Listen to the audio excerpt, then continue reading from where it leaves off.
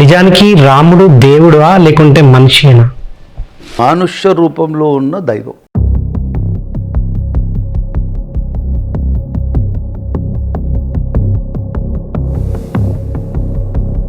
అంటే తమస గుణంలో ఉన్నవాడందరూ కూడా వాడు పైశాచికంగా రాక్షసత్వంలో ఉంటాడు. రజస గుణంలో ఉన్నవాడు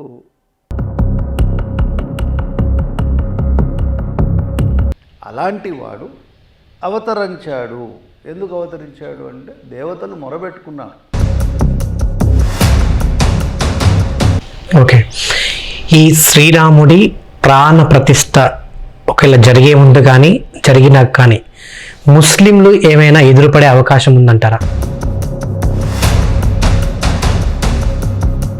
భద్రాచలానికి అయోధ్యకి ఏంటి సార్ సంబంధం?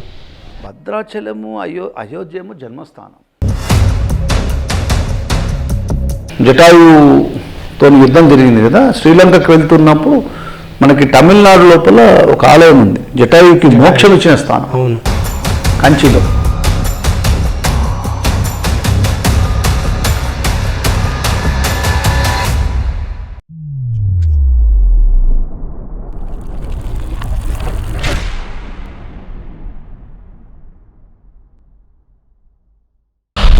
ఐదు 500 ఏళ్ల నాటి కళ నెరవేరబోతుంది. సో మరో 2 రోజుల్లో అయోధ్య శ్రీరాముడి ప్రాణ ప్రతిష్ఠ జరగబోతుంది. సో ఈ విషయాలన్నీ మనతో మాట్లాడడానికి ప్రస్తుతం ప్రముఖ స్పిరిచువలిస్ట్ అడ్వకేట్ శ్రీధర్ గారు మనతో పట్టున్నారు. నమస్తే సార్, ఎలా ఉన్నారు? యా, అందరూ అనుకున్నట్టుగానే 500 ఏళ్ల నాటి కళ నెరవేరబోతుంది సార్. మరో 2 రోజుల్లో శ్రీరాముడి విగ్రహానికి కూడా ప్రాణ ప్రతిష్ఠ చేయబోతున్నారు. సో అంగరంగ వైభవంగా కోట్లు ఖర్చు చేసి సో కావలసిన సదుపాయాలు అన్ని ఏర్పాట్లు కూడా చాలా జాగ్రత్తగా అన్ని చేస్తున్నారు. సో మీకు ఈ ఎంతవరకు తెలుసు సార్ ఈ అయోధ్య అంటే 500 ఏళ్ల నాటి కళ నెరవేరబోతుంది అనేసరికి మీకేమనిపించింది? అది కేవలం 500 సంవత్సరాల కళని అనుకోకూడదు. శ్రీరామచంద్రమూర్తి అనేవారు త్రేతాయుగానికి సంబంధించి ఈ యొక్క ఆలయ నిర్మాణం అంటే 1526లో మీర్ బాకీ అని బాబుర్ యొక్క జనరల్, అతడు అక్కడ జన్మస్థానం రామజన్మభూమి ఉన్న దాన్ని విధ్వంసం చేసి దాని పైన అతడు ఇది కట్టడం జరిగింది, మస్జిద్ కట్టడం జరిగింది. అయితే మస్జిద్ కట్టినప్పుడు దేవాలయంలో ఉన్న శిల్ప సంపదనంతా కూడా వాడుకోవడం జరిగింది. కాబట్టి 500 సంవత్సరాల నుంచి అక్కడ చాలా మటుకు హిందూ వాదులు కానివ్వండి, భక్తులు కానివ్వండి, ఆ ప్రాంతాన్ని వాడు వదలలేదు. ఈ పోరాటం జరుగుతూనే ఉంది. తర్వాత వచ్చిన రాజులు కానీ వాళ్ళు కట్టడం, పోడగొట్టడం అలా జరుగుతూ వచ్చింది. 500 అనేది ఎక్కడి నుంచి వచ్చిందంటే ఆ 526 నుంచి చరిత్ర. కానీ రాముడి చరిత్ర కలియుగం అనేది 4,32,000, దానికి 2 రెట్లు ద్వాపరం. అంటే ద్వాపరం సమాప్తి సమయం లోపల కృష్ణుడి యొక్క దీనికి కలియుగానికి 3 రెట్లు త్రేతాయుగం, కలియుగానికి 4 రెట్లు కృతయుగం. కాబట్టి శ్రీరామచంద్రమూర్తి యొక్క ఉనికి మనకు అన్ని లక్షల సంవత్సరాల కింద. అక్కడ జన్మభూమిలో అంటే సరయూ నది తీర ప్రాంతంలో దశరథ మహాచక్రవర్తి చేసిన పుత్రకామేష్టి యజ్ఞం ద్వారా, యజ్ఞం పురుషుడు ఇచ్చిన దివ్యమైన ఆయాసం ద్వారా సాక్షాత్ శ్రీమన్నారాయణుడు శ్రీ మహావిష్ణువు యొక్క స్వరూపుడై రామచంద్రమూర్తి అవతరించిన అనేది చెప్పే గ్రంథం, ముఖ్యమైన గ్రంథం ఏంటంటే శ్రీమద్ రామాయణం. వాల్మీకి చేత విరచితమైన ఒక అద్భుతమైన ఇతిహాసం. అది మనకి మొదటి ప్రాముఖ్యత. అలాగే వేదంలో కూడా అథర్వ వేదంలో కానీ ఇతరత్ర పురాణ స్కాంద పురాణంలో కానీ ఇంకా చాలా విషయాల లోపల రామచంద్రమూర్తి యొక్క ధర్మ పరిపాలన గురించి చెప్పారు. కాబట్టి మనం మన చరిత్రని ఏదైతే మనం ఊహించుకుంటున్నామో ఆ చరిత్ర సింధు నాగరికత నుంచి మాత్రమే ప్రారంభం కాలేదు. ఇంకా వెనక్కి వెళ్ళినప్పుడు మన దేశ మూలాలు ఎక్కడుందో అక్కడ నుంచి ధర్మం ఎప్పుడు పుట్టిందో అక్కడ నుంచి ఉన్నదానికి విజయం చెప్పొచ్చేది ఏంటంటే అన్ని లక్షల శ్రీరామచంద్రమూర్తి ఈ పుడమి తల్లికి వచ్చి రావణ సంహారం చేసి ధర్మయుద్ధం చేశాడు. రామో విక్రమాన్ ధర్మ అని ఆ నిలువెత్తు స్వరూపానికి మనం చేసుకోవాల్సిన పండుగ. రామచంద్రమూర్తి ఎవరికి జన్మించారో మనకు తెలుసు. కౌసల్య,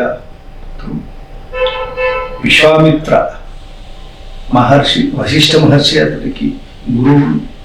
విశ్వామిత్రుడు అనే మహర్షి ఏం చేశాడు? అతిబల సర్వ విద్యా పారంగతుడు చేసి ఉన్న విషయాలన్నీ కూడా మనకు రామని తెలుసు. కాబట్టి ఏదో రాముడి గుడి అవి ఉన్నదాన్ని కూలగొట్టారు, తిరిగి ఏదో కట్టేశారు అనే దృష్టిలో చూడకూడదు. కాలోతు దృష్టిలో ఏం చూడాలంటే రామచంద్రమూర్తి అనేది శ్రీ మహావిష్ణు అవతారం. భగవానుడు పంచప్రాకార స్వరూపంలో ఉన్నవాడు ఈ అర్చామూర్తి ద్వారా ప్రకటితమవుతున్నాడు. ఈ కలియుగంలో ఎవరన్నా చేయొచ్చు, ఎంతో మంది పోరాటం చేసి ఉండొచ్చు, ఎవరన్నా చేసి ఉండొచ్చు కాక ప్రకటితమవుతున్నారు. కాబట్టి సనాతన ధర్మానికి ఇది ఒక గొప్ప విజయం. లేదు అని ఒక శాస్త్రీయమైన దృక్పథంతో చూసిన వారికి ఈ విషయం లోతుగా అర్థం కాదు. ఎలా అంటే ఒక మైక్రోస్కోప్లో చిన్న చిన్న క్రిమికీటకాలు చూస్తాం, టెలిస్కోప్ ద్వారా నక్షత్ర మండలాన్ని చూస్తాం, అవి లేకుండా చూడలేముగా. కాబట్టి ఇది ఒక మనోనేత్రంతో ఒక యోగ దృష్టితో చరిత్రని పునర్నిర్మించుకొని మన యొక్క మూలాలకు వెళ్ళినప్పుడు అప్పుడు నిజమైన ఆనందం కలుగుతుంది. కాబట్టి ఈ 500 సంవత్సరాలే కాకుండా ఈ దృష్టిలో చూడాలని నేను మీకు తెలియజేస్తున్నాను. ఓకే, ఈ శ్రీరాముడి ప్రాణ ప్రతిష్ఠ ఒకవేళ జరిగే ముందు కానీ జరిగినాక కానీ ముస్లింలు ఏమైనా ఎదురుపడే అవకాశం ఉందంటారా? ముస్లింలు ఎవరన్నా చేస్తున్నారు అంటే చాలా సూడో సెక్యులరిస్టులు అయిన పార్టీలు రాముడు వాడు ఉదయం ఉన్నాడంట కానీ గుడికి రారంట.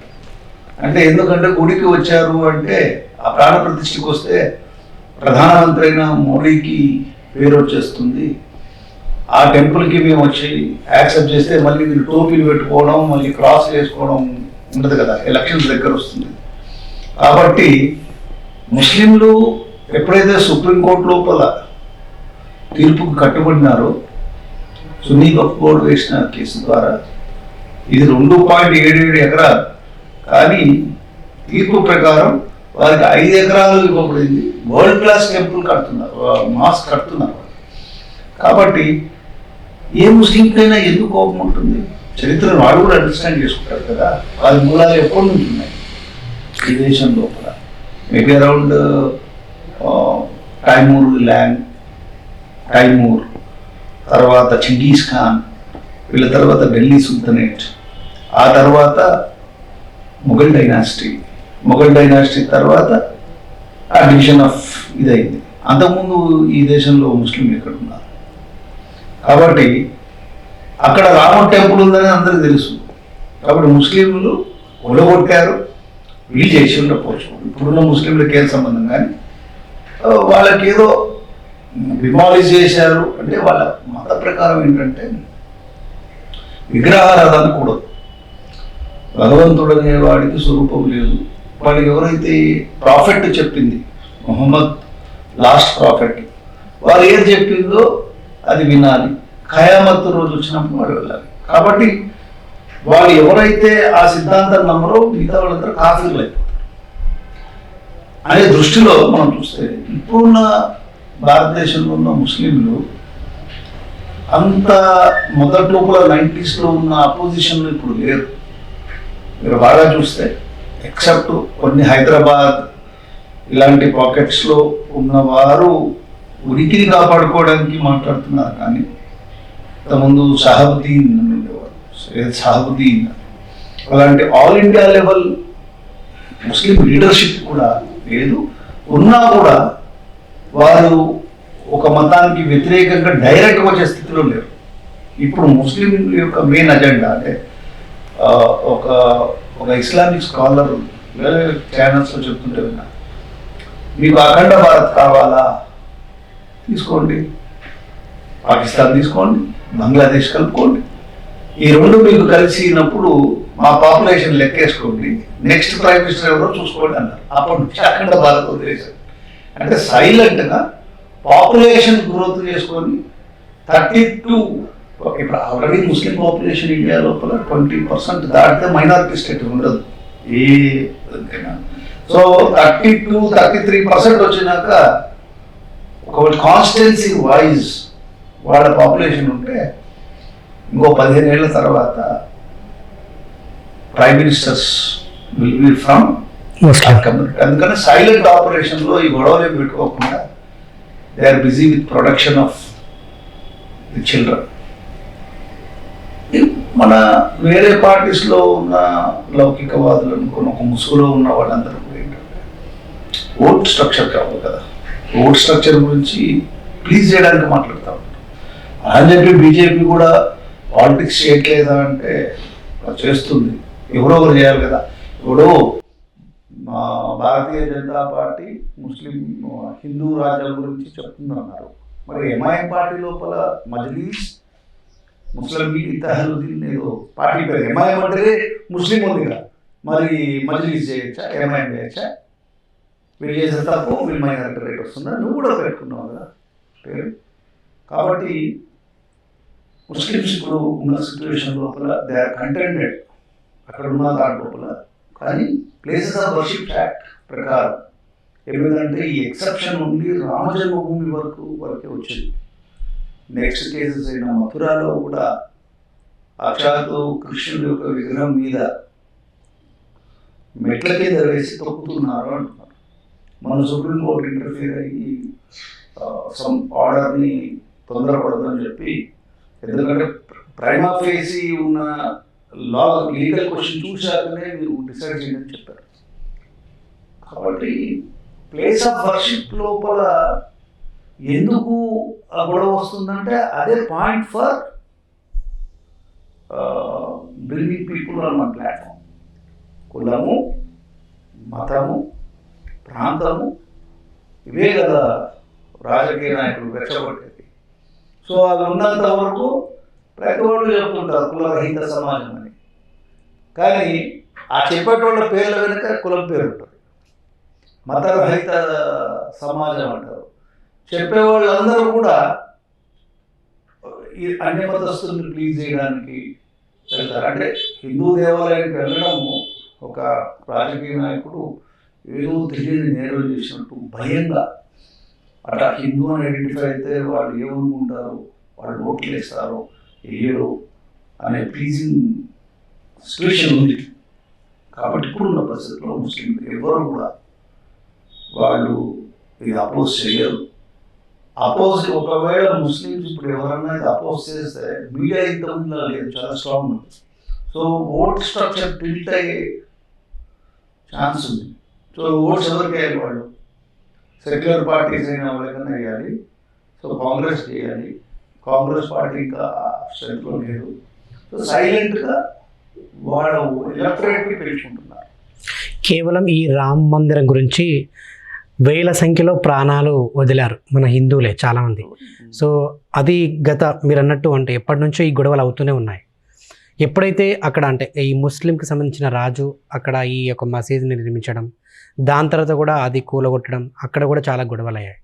సో అంటే ఇంత జరుగుతున్నా కూడా అంటే ఇక్కడ అంటే మనం చాలాసార్లు సోషల్ మీడియాలో చూస్తూ ఉంటాం, అంటే ఇండియాలో ఉన్న ముస్లిమ్స్ కూడా ఇతర దేశాలతోటి కమ్యూనికేట్ అవుతూ ఉంటారు. సో ఇక్కడ అంటే ఈ మతాలకు సంబంధించిన గొడవలు కానివ్వండి, బాంబ్ బ్లాస్టులు కానివ్వండి, ఇక్కడ ముస్లిమ్స్ సపోర్ట్ చేయడం వలన ఇవన్నీ జరుగుతూ ఉంటాయి. ప్రత్యేకించి సపరేట్గా వాళ్ళు వచ్చి ఇక్కడ ఎప్పుడు ఏం చేయరు అన్నట్టుగా చాలాసార్లు మనం విన్నాం. అంటే ఇప్పుడు ఒక అన్య మతాలకిను అంటే అన్య దేశాలకిను భారతదేశానికి ఒక పెక్యులర్ సిచ్యువేషన్.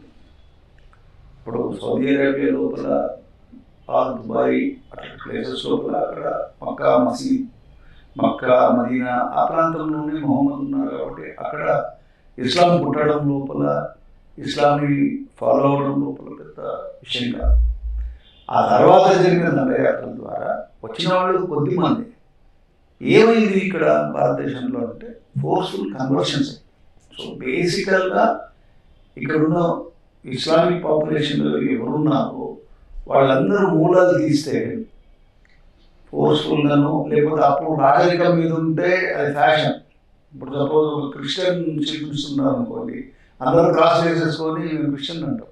అప్పుడున్న పరిస్థితుల లోపల ఉన్న జరిగిన విషయమే. కానీ వీళ్ళందరిలో కూడా ప్రవహించేది భారతీయ రక్తం. కాబట్టి అక్కడ జరిగే వాళ్ళు అదేంటంటే ఇంటర్నేషనల్ గేమ్. ఆయిల్ గురించి కానీ, వెపన్స్ గురించి కానీ, ఇస్లాంకిను క్రిస్టియానిటీకి ఉన్న గొడవలు, ఫైనాన్షియల్ డీలింగ్స్. ఈ మధ్యలో చైనా లాంటి కంట్రీకి ఏంటంటే వరల్డ్ పాలిటిక్స్ లోపల వాళ్ళు రావాలన్నప్పుడు ఏ విషయం లోపల గొడవ రావాలి? ఒక ఇద్దరు వ్యక్తులకి గొడవ వచ్చిందంటే నువ్వు నాకు నచ్చలేదంటే ఏదో ఒక రీజన్ ఉండాలి కదా. ఆ రీజన్ ఏంటంటే నువ్వు ఫాలో అయ్యి మతం అనేది major categorisation of the world. లేదు ఒక రేసిజం, జాతీయ అహంకారం. ఇప్పుడు హిట్లర్ ఏం చేశాడు? యూదులందరినీ చాలామందిని చంపాడు. ఆ యూదులు చంపారు కాబట్టి ఇజ్రాయెల్ స్టేట్ని ఫామ్ చేశారు 1948లో. ఇజ్రాయెల్ ఫామ్ అయినాక అక్కడ పాలస్తీనాకి ఇజ్రాయెల్ గొడవ. ఆ గొడవ మతం మీదనో, క్రిస్టియన్ వర్సెస్ ఇస్లాం. దానివల్ల ఇప్పుడు చూడండి అక్కడ హమాస్ కానీ ఆ ఏరియా లోపల ఎంత రాకపోతం జరుగుతుంది. సో అక్కడ జరుగుతున్న విషయాలకి ఇక్కడున్న లోకల్ ముస్లిమ్స్కి అది సంబంధం లేదు. కానీ ఎప్పుడైతే ఫండింగ్ అక్కడికి వచ్చినప్పుడు అప్నా భాయ్ హే, బ్రదర్హుడ్ అంటారు, ఇంటర్నేషనల్ బ్రదర్హుడ్. అప్నా భాయ్, మన మతంలో ఉన్నాడంటే భాయ్ అనే ఫీలింగ్ లోపల అంతకుముందు జరిగేది. ఇప్పుడు ఆ ధైర్యం వాళ్ళు చేయట్లేదు. ఎందుకంటే ఒక 10-15 years back Pakistan was very strong. మీరు ఒసామా బిన్ లాదెన్ ఎప్పుడైతే ట్విన్ టవర్స్ని కొట్టారో పాకిస్తాన్ ఏం చెప్పుడు వచ్చింది? అసలు ఒసామా బిన్ లాదెన్ ఎవరు అన్నాడు. అమెరికన్ ట్విన్ టవర్స్ కొట్టేంత వరకు అమెరికా వాజ్ సపోర్టింగ్ పాకిస్తాన్ కదా. ఆ తర్వాత ఒసామా బిన్ లాడెన్ పాకిస్తాన్లోనే మిలిటరీ క్యాంప్లో ఉంటే చంపారు. కాబట్టి ఆ వింగ్స్ ఏవైతే ఉన్నాయో ఇట్స్ నాట్ జస్ట్ రిలీజన్ అనుకో, so many inter related geo politics involve ఉంటుంది. ఏదో ఒక ముసుగు లోపల ఈ యాక్టివిటీస్ చేస్తారు కానీ కేవలం మతంలోనూ కూడా వాళ్ళే చంపేస్తారు. కాబట్టి జస్ట్ బికాజ్ ఆ మతంలో ఉన్నంత మాత్రాన వాళ్ళకి నచ్చలేదని చంపేస్తారు. దానికి వీళ్ళనే చంపాలనుకోలేదు. జియోగ్రాఫికల్గా అక్కడ ఉన్నవాళ్ళు, ఆ ప్రాంతంలో ఉన్న వాళ్ళు ఎక్కువ ఉన్నారు, ఇక్కడ ఉన్న వాళ్ళు తక్కువ ఉన్నారు. వీళ్ళలోకి వెళ్ళే వాళ్ళన్నా అక్కడ కనెక్ట్ అవ్వాలి. కనెక్ట్ అయితే ఏం చేయాలి వాళ్ళు? ఇక్కడ ఏదో ఒక దౌర్జన్యం చేయాలి, లేకపోతే ఒక అరాచకం సృష్టించాలి. దాని యొక్క నెట్ రిజల్ట్ ఏమవుతుంది? వాళ్ళు కూడా డిస్ప్లేస్ అవుతున్నారు కదా. కాబట్టి ఇదేంటంటే ఒక సైలెన్స్లో ఒక నిపురు కప్పిన నిప్పులాగా ఎప్పుడైతే మనిషి ఆలోచిస్తాడో లేదా ఏదైనా చెప్తున్నాడు అనుకున్నప్పుడు ఏం డేంజర్ ఉండదు, వాళ్ళు ఏం చేస్తుందో తెలుస్తుంది. ఎప్పుడైతే ఒక విట్రాయల్ సిండ్రోమ్ సైలెంట్ ఉన్నారనుకోండి, క్యాన్సర్ కూడా చెప్పకుండా 4th స్టేజ్కి వెళ్ళినట్టు ఇది ఎప్పుడన్నా ఏదో ఒక రూపం లోపల బ్లాస్ట్ అయ్యే ఛాన్స్ ఉంది. కాబట్టి ఇప్పటి వరకు అయితే బాయ్ బాయ్, ఎవరు కూడా పెద్ద సీరియస్గా అంత ద్వేషం కూడా పెట్టుకోవట్లేదు. వాళ్ళలో కూడా మార్పులు వస్తూ ఉన్నాయి. లైక్ హిజాబ్ ఇష్యూలో కానీ, especially Muslim women male domination తట్టుకోవట్లేదు. వాళ్ళు కూడా మోడర్న్ అవుట్లుక్ వచ్చారు. ఇప్పుడు ఎవరైనా కూడా ఒక మతంలో కానీ, ఒక కమ్యూనిటీలో కానీ ఉమెన్ని ఒక డిఫరెంట్గా చూపిస్తేనే దానికి ఒక విలువ. ఇప్పుడు బొంగట్లు వేసుకుంటారు. ఇప్పుడు వాళ్ళందరూ ఇప్పుడు జీన్స్ అన్నీ వేసుకున్నాక దానికి కల్చరల్ ఇది వెళ్ళిపోతుంది. సేమ్ థింగ్ ఈ యొక్క హిజబ్ మీద కానీ త్రిపుల్ తలాక్ అనే ఇష్యూస్ మీద కానీ ఎప్పుడైతే ఒక రెవల్యూషన్ వచ్చింది, ఎస్పెషల్లీ మీరు ఫారిన్ కంట్రీలో ఒక అమ్మాయిని ఇరాక్ లోపలను ఇరాన్లో అమ్మాయిని నేను బుర్కా వేసుకున్నాను అంటే కిల్లర్. సో అక్కడి నుంచి ఒక రెవల్యూషన్ ముస్లిం మహిళల్లో వస్తుంది. మేమెందుకు తల ఉంచుకోవాలి, ప్రపంచమంతా ఒక చోటుకు వెళ్తున్నప్పుడు ఎందుకు మేము ఉండకూడదనే స్థితి వస్తుంది. ఒక లేడీ ఎప్పుడైతే రిఫార్మిస్ట్ జిల్ వస్తుందో తను పెంచే బిడ్డ కూడా డిఫరెంట్ యాంగిల్లోకి వెళ్ళిపోతాడు. అంటే మదర్తోనే కదా ఇంటరాక్షన్. కాబట్టి ఈ చేంజెస్ జరుగుతున్నాయి. కాబట్టి ఆడ కూడా ఎవరైనా బాగా కరుడు కట్టిన వాళ్ళు దొరకాల అనే ఛాన్స్ లేకుండా ఉంది. Plus majority of them are getting highly educated. Babri Masjid అంటే కట్టక ముందు రామ్ మందిరాన్ని కూలగొట్టే బాబ్రీ మసీద్ని అక్కడ నిర్మించారు. రామ్ మందిర్ని కూలగొట్టినప్పుడు దాంట్లో శ్రీరామమూర్తి అంటే విగ్రహ రూపంలో ఉన్నారు కదా, అప్పుడు దాన్ని కూడా ధ్వంసం చేశారు విగ్రహాన్ని కూడా. అది మనకు తెలీదు, అదంతా ఎవిడెన్సెస్లో రాలేదు, అంత ఎవిడెన్సెస్లో రాలేదు. కానీ రామ జన్మభూమి అది, రాముడు జన్మించినాడు సరయూ నది ప్రాంతంలో జన్మించినాడు ఉంది. అక్కడ మందిరం ఉండేది, సీతారసోయి, హనుమాన్ చబుత్ర, గరుడ విగ్రహాలు దొరికాయి. అదే మందిరం మీదనే ఈ బాబ్రీ మసీద్ కట్టిరన్నారు కదా. అదే మనం చెప్పట్లేదు, అవును, హిస్టారికల్ మనకున్న ఇన్ఫర్మేషన్ ప్రకారంగా వాస్తవానికి అదే అన్నారు కదా. మనకుండేది కాదు, it was established in the court of law. Allahabad high court ఏం చేసిందంటే కొన్ని వేల ఎగ్జిబిట్స్ చూసి కొన్ని వందల హిస్టారియన్స్ యొక్క బుక్స్ చదివి ట్రావెల్ ఆప్షన్ అంటారు, అంటే అప్పుడున్న కాలంలో ఉన్న వాళ్ళు వచ్చిన దాన్ని చూసి తర్వాత ఆర్కియాలజికల్ ఫ్యాక్ట్స్ ఎప్పుడైతే బాబ్రీ మసీద్ కూలబడిందో అప్పుడు దొరికిన ఫ్యాక్ట్స్ ప్రకారం ఇక్కడ టెంపుల్ ఉండేది ఎస్టాబ్లిష్. కాబట్టి అది మనం మీరు నేనేదో ఫ్యాన్సిఫుల్గా చెప్పుకునేది కాదు, దానికి ఎప్పుడో ఒక విలువ వచ్చింది. సుప్రీంకోర్టు ఆ విషయాన్ని ధృవీకరించింది. ధృవీకరించిన సెకండ్ ఒపీనియన్ లేదు కదా. 5 జడ్జెస్ ఇది రాముడు పుట్టిన క్షేత్రమే అని చెప్పాక అంటే అక్కడే కట్టాలని ఏంటని ఇప్పుడు అదే జన్మస్థానం అదే కాబట్టి మసీదీ జన్మస్థానం అన్నారు వాళ్ళు కూడా. సో వాళ్ళ అన్ని రికార్డ్స్లో కూడా కొన్ని మాన్యాలకి వాళ్ళకి రాముడికి అక్బర్ టైంలో కూడా ఇది వచ్చింది, ఇక్కడ భూమి నుంచి పూజ చేయడానికి వచ్చింది. అట్లా అక్కడే ఉన్నారు అనేది. ఇప్పుడు తిరుమల ఉందనుకోండి, తిరుమల అక్కడే దేవుడు ఉన్నాడంటే ఉన్నట్టు కాబట్టి అక్కడ వెళ్తున్నాం. అక్కడే ఉన్నాడంటే అక్కడ సపోజ్ మనం ఏదన్నా జరిపామనుకోండి, జరిపింది అని మనం ఎలా చెప్తాం? అక్కడ ఉన్న ప్రాంతంలోనే దాన్ని డిమాలిజెస్ కట్టారు కాబట్టి అదే. ఒకవేళ మొత్తం బాబ్రీ మసీద్ వేరే చోట్ల కట్టుంటే కదా సంగతి. రామ జన్మభూమి జన్మస్థానం అని చెప్పి మసీదీ జన్మస్థానం దాని పేరు. మసీదు జన్మస్థానం ఉండదు కదా, కాబట్టి అదే ప్రాంతం. ఇంకా దానికి డౌట్ ఏమో. అదే అంటే ఆ ప్రాంతంలో శ్రీరాముడిది గుడి ఉన్న ప్రాంతంలో జన్మించిన స్థానం. అంటే అయోధ్య నగరంలో అంటే అప్పుడు దశరథుడి యొక్క రాజ్యం పేరు కోశల, అవధ్, ఓవుద్ అంటారు అవధ్. ఆ ప్రాంతం లోపల ఇక్కడ యజ్ఞం చేయడం వల్ల ఇక్కడ జన్మించినాడు ప్యాలెస్ దగ్గర. ఇప్పుడు మనం ఆ త్రేతాయుగం లోపల ఉన్న ఆ స్ట్రక్చర్స్ని ఊహించుకోకూడదు, కాలక్రమేణా ఎన్నో మారిపోతాయి. ఆ జన్మించింది అదే అనేది అప్పటి నుంచి వాల్మీకి నుంచి వేదం నుంచి ప్రతి ఒక్కరు చెప్తున్నారు కాబట్టి అదే అని చెప్పి నిర్ధారణ జరిగింది on basis of evidence. So వీళ్ళేదో ఫ్యాన్సిఫుల్గా అక్కడ మసీదు ఉంది, మసీదు కూలగొట్టే ఏదో హిందుత్వం పెంచుకోవడానికో చేసిన ఇది కాదు. కొట్టింది మీర్బాకి ఆ టెంపుల్ ఉండే. సో టెంపుల్ మళ్ళీ మసీద్ని కొట్టారు, టెంపుల్ వచ్చింది. ఇంకా అక్కడే ఇంకేం ఉండాలి? మసీద్ని కూలగొట్టి టెంపుల్ కట్టలే, టెంపుల్ని కూలగొట్టి మసీదు పెట్టారు, ఆ మసీదు కూలింది. అంటే అప్పుడు వాళ్ళు కరసేవకులు చేశారు. కాబట్టి అదే ప్రాంతం అనడానికి మొత్తం కోర్టు రికార్డ్స్ అన్నీ కూడా సుస్పష్టంగా తెలియజేస్తుంది.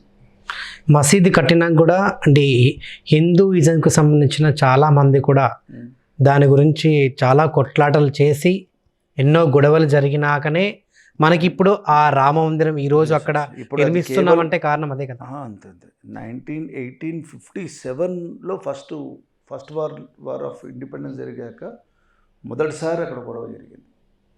తర్వాత వరల్డ్ వార్కి ముందేనా? వరల్డ్ వార్ 1914 కదా, ఫస్ట్ వార్ ఆఫ్ ఇండిపెండెన్స్ సిపాయి mutiny 1947 1857 first world first war independence రాకముందు.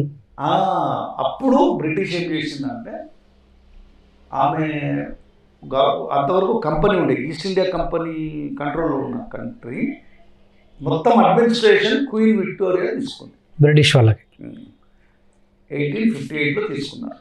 అదే సమయం లోపల ఈ సుప్రీం మ్యూటినీ జరిగినప్పుడు మొదట గొడవ స్టార్ట్ అయింది హిందువులకి ముస్లింలకి. అంటే అంతకుముందు కూడా గొడవ నడుస్తూనే ఉంది. ఆ సరయూ ప్రాంతంలో వాళ్ళు రాముడికి చిన్న ఉయ్యాల చేసుకోవడం ఇవన్నీ నడుస్తూ ఉంది. అయితే ఇంత సీరియస్నెస్ రాలే. ఆ తర్వాత నిర్మోహి అకారా అనేవారు, గోపాల్ సింగ్ విశారదని, తర్వాత లాస్ట్ లోపల రామలల్లా విరాజమాన్, రాముడే కేసేసుకున్నాడు. కాబట్టి ఈ యొక్క ఒక్కొక్కసారి ఒక్కొక్క డిస్ప్యూట్ జరుగుతూ ఉంది. 145 ప్రొసీడింగ్స్ ఉండే, తర్వాత అడ్వకేట్ కమిషనర్ రిపోర్ట్స్ ఉన్నాయి, అసలు ఎంతెంత ఎక్స్టెంట్ లోపల ఏముందని చెప్పి రిపోర్ట్స్, తర్వాత డాక్యుమెంటేషన్స్, చాలా ఎక్స్పర్ట్స్ దాన్ని చదివాక ఆ స్టోన్ కల్చరు, ఆ తవ్వకాల లోపల ఒక్కొక్క ట్రెంచ్, మహమూద్ అని అతను కూడా హిస్టారియన్, లాల్ అని చెప్పి హిస్టారియన్, వీళ్ళందరూ కలిసి తవ్వకాల లోపల చేస్తే అది కోర్టు రికార్డ్ అయింది. ఏదో ఫ్యాన్సిఫుల్గా ఏదో చెప్పాలి, హిందువుల్ని ప్లీజ్ చేయడానికో లేకపోతే ముస్లింని కించపరచడానికి చేసింది కాదు. డిస్ప్యూట్ జరిగింది, డిస్ప్యూట్ కోర్టులో పరిష్కారం అయింది, ఆ పరిష్కారానికి బేసిస్ అక్కడ ఉండే టెంపుల్ ఉన్నదాన్ని మసీద్ నిర్మించబడింది. సరే, అది హిస్టారికల్గా ఏం జరిగింది. మళ్ళీ అక్కడ టెంపుల్ రామ జన్మభూమి వస్తుంది. దానివల్ల అడ్వాంటేజ్ మేబీ బీజేపీ పార్టీకి ఉండొచ్చు, కానీ బీజేపీ కంటే కూడా అంతకంటే కూడా గుర్తింపు లేని సైనికులు ఎందరో పోరాటం చేశారు. పొలిటికల్ రీజన్స్కి రావడం కంటే అద్వానీ రథయాత్ర వల్ల రామ జన్మభూమి అనేది ఒక ఇష్యూ అయింది. ఆ తర్వాత కరసేవకులు వెళ్ళడం, ఆ బ్లాక్ డే నాడు బాబ్రీ మసీద్ని వాళ్ళు అంత జనాలు ఎక్కువ వెళ్ళేసరికి కొట్టడం, దాని క్రెడిట్ బీజేపీకి వచ్చింది. ఆబ్వియస్గా బీజేపీ తీసుకుంటుంది కదా. దాన్ని చెప్పాను, ఎంఐఎంఏలా మేము జనరల్గా మాట్లాడుతున్నామని చెప్పేలా ముస్లిం పార్టీను హిందుత్వ అనే పేరు లోపల బీజేపీ చెప్తేనే కదా వాళ్ళకి కూడా ఓట్లు వచ్చింది. అసలు బీజేపీ పుట్టకముందే జనసంఘ్ ఉంది, హిందూ మహాసభ అని చెప్పి ఒరిజినల్ పార్టీ సార్. అవన్నీ పోయి దాంట్లో of shoots Bharatiya Janata party, మళ్ళీ వాళ్ళకు వింగ్ రాష్ట్రీయ స్వయం సేవక్ అని చెప్పి ఆర్ఎస్ఎస్, తర్వాత విశ్వ హిందూ పరిషత్, బజరంగ్ దళ్, ఇవన్నీ కూడా ఏంటంటే పేర్లు కూడా హిందువుకి దగ్గరలోనే పెట్టి హిందువుల దిక్కు ఉన్నాం. ఇక్కడ హిందూ అనేది క్వశ్చన్ వస్తుంది. హిందూ అంటే ఎవరు? బ్రాహ్మణ, క్షత్రియుల, వెనుకబడిన తరగతుల, క్రిస్టియన్ల, షెడ్యూల్ క్యాస్ట్ల, షెడ్యూల్ ట్రైబ్ల, హిందూ సమాజం అంతా కూడా నిమ్న కులాన్ని బాధించింది అని చెప్పి ఒక వర్గం రిజర్వేషన్లు చక్కగా తీసుకుంటూనే క్రిస్టియానిటీ లోపల హిందూ పేర్లు పెట్టుకొని వెనక క్రిస్టియన్ పేర్లు పెట్టుకొని రిజర్వేషన్తో పాటు ఒక వర్గం అటు వెళ్ళిపోతుంది. ఎస్సీ వర్గంలో ఎస్టీ వర్గంలో, ఓకే, అది వాళ్ళ ఒక వర్గం. బ్రాహ్మణులు వచ్చేసరికి బ్రాహ్మణులు ఒకప్పుడు మేధావులు, వాళ్ళే ఇదంతా చేశారు అని చెప్పి బ్రిటిష్ హిస్టారియన్స్ అంతా చేసిన విధ్వంసం సగం. వాళ్ళు ఎవరు ఏం చేసినారో మనకి తెలియట్లేదు, వారికి ప్రూఫ్స్ కూడా లేవు. కానీ అదొక వర్గం. తర్వాత కులవృత్తుల్లో ఉన్న వెనుకబడిన తరగతులు, వాళ్ళకంతా కూడా ఇప్పుడు ఏంటంటే ఒక యూపీఎస్సి, ఏపీఎస్సి, టీపీఎస్సి లోపల ఏదో 4 ఉద్యోగాలు వచ్చేస్తే ఇదే డెవలప్మెంట్, వాళ్ళ ప్రవృత్తులు పోయినాయి. కాబట్టి హిందూ అనేవాడికి ఇప్పుడు డెఫినేషన్ లేదు. హిందూ అనేవాడు నామకే వాస్తే ఎవడైతే గుడికి వెళ్తాడో వాడు హిందువా, లేకపోతే ఋషి పరంపరని గుర్తించిన వాడు హిందువా? హిందువు లోపల మళ్ళీ నారాయణుడు లేకపోతే విష్ణు అంటే ఇంకొక వేరే వర్గానికి కోపాలు వచ్చేస్తున్నాయి. అసలు దేవుడు ఎలా ఉంటాడు, ఎలా ఉంటారని చెప్పేటోళ్ళు కూడా ఉన్నారు కదా. సో ఇలాంటి అంటే ఇన్ని వైవిధ్యాల వల్ల ఒకే పుస్తకము, ఒకే మత ప్రవర్తన ఉన్న మతం కాదు, సనాతనమైనది, ధర్మానికి స్వరూపంలో ఉన్నది. కాబట్టి ప్రతి వాళ్ళు కూడా వాళ్ళ యొక్క భావ స్వాతంత్రం ఇచ్చింది, హిందూయిజం ఇచ్చింది కాబట్టే ఈ పరిస్థితికి వచ్చింది. ఒకవేళ ప్రతివాడు మాట్లాడగానే నాకే తగ్గొచ్చిన తప్పు చేసేవాడిని చంపేసిన అంటే వేరే అన్ని మతాల్లో జరుగుతున్నట్టు చేసి ఉంటే హిందూయిజం ఇలా ఉండేది కాదేమో. అందరినీ పర్మిట్ చేసింది కదా. సో రేపటి రోజున మళ్ళీ ఈ టెర్రరిస్టులు కానీ ఈ రామ్ మందిర్ని ఏమన్నా టార్గెట్ చేయబోతారు? అంత ధైర్యం చెయ్యరు. చెయ్యాలి అంటే ఒకవేళ చేస్తే దేనికి చేయాలి? నాకు తెలిసి ఇండియన్ ముస్లిమ్స్ అయితే అంత రిస్క్ తీసుకోరు. అలా చేయాల్సిన అవసరం కూడా వాళ్ళకి ఉండకూడదు. ఒకవేళ ఉందనుకోండి, రామ మందిరాన్ని టార్గెట్ చేసేస్తే తర్వాత వేరే కాంప్లికేషన్స్ కూడా వస్తాయి కదా. అప్పుడు అనవసరమైన రక్తపాతం జరుగుతుంది, అది ఊరుకోరు కదా. కాబట్టి అంత ఈజీగా చేస్తే బయట దేశం వాడు చెయ్యాలి, చేయించాలి. సో మోదీ కూడా అదే స్టేట్మెంట్ ఇచ్చారు కదా, ఏమన్నారు? రామ్ మందిర్ని టచ్ చేయాలంటే ముందు నన్ను టచ్ చేయాలని. సరే, ఇప్పుడేదో అవన్నీ ఏంటంటే పొలిటికల్ స్టేట్మెంట్స్. ఇప్పుడు మోడీ గారిది ఏంటంటే ఆయన పీక్లో ఉన్నారు, ఇప్పుడు పీక్ ఆఫ్ హిస్ పర్ఫార్మెన్స్. ఆయన యొక్క పేరు కాశ్మీర్ని రిలీజ్ చేయించాడు, ట్రిపుల్ తలాక్ తెచ్చారు, రామ మందిర నిర్మాణం జరిగింది, అది సుప్రీంకోర్టు తీర్పు. సుప్రీంకోర్టు ఏం చెప్పింది? ట్రస్ట్కి ఇవ్వమంది. దాంట్లో గొడవ ముస్లింలకి, మసీద్కి, టెంపుల్కి. పార్టీ దాంట్లో క్రెడిట్ తీసుకుంటున్నారు, ఎందుకంటే ఎలక్షన్స్ ఉన్నాయి కదా, వాళ్ళు తీసుకుంటుండొచ్చు. అంత మాత్రం చేత ఈయన టచ్ చేస్తే వెళ్ళడానికి ఏం బుల్లెట్టో లేకపోతే మిసైల్ వచ్చి తగులితే ఆయన ఏం చేస్తాడు? కేవలం ఇదంతా మోదీ వల్లనే జరుగుతుందని చెప్పేసి కూడా బయట ప్రచారం. ఎవరు చేస్తారు? వాళ్ళకేం సంబంధం? ఇప్పుడు సుప్రీంకోర్టు లోపల కేసు అయిపోయాక సుప్రీంకోర్టు ఎప్పుడైతే ల్యాండ్ అలాట్ చేసిందో ఒక ట్రస్ట్కి అలాట్ చేసింది. అలాట్ చేసి ఆ డబ్బులు ఇచ్చారు, వాళ్ళు కడుతున్నారు. దాంట్ లోపల మోడీ గారు యాజ్ అ ప్రైమ్ మినిస్టర్ ఆయన మనిషిని ఆ కమిటీకి చైర్మన్ చేశారు. వాళ్ళకి ఇప్పుడు 2024లో జూన్ ఏప్రిల్ లోపల ఎలక్షన్స్ టైం లోపల మేబీ దాన్ని వాడుకుంటుండొచ్చు. మోడీ గారే కాదు, ఏ లీడర్ అయినా కూడా ఏదైనా ఇష్యూ ఉంటే ప్రజల్లో నానాలనుకుంటారు కదా ఓట్ల గురించి. కాబట్టి అది మనం ఒక విధంగా చూస్తే మోడీ గారు కానీ అమిత్ షా కానీ వాళ్ళు పట్టుబట్టడం వల్ల, అంటే పొలిటికల్ పార్టీస్ సాధారణంగా మతం పేరు మీద పట్టుబట్టడం వల్ల రామ జన్మభూమి వచ్చినట్టే. కానీ టోటల్గా బీజేపీ వల్లనే రాముడు వచ్చాడు అనుకోకూడదు. వాళ్ళకంటే ఎందరో నిశ్శబ్ద సైనికులు పోరాటాలు చేస్తే దాన్ని వీళ్ళు అందుకున్నారు, రిలే రేస్లో అందుకున్నారు.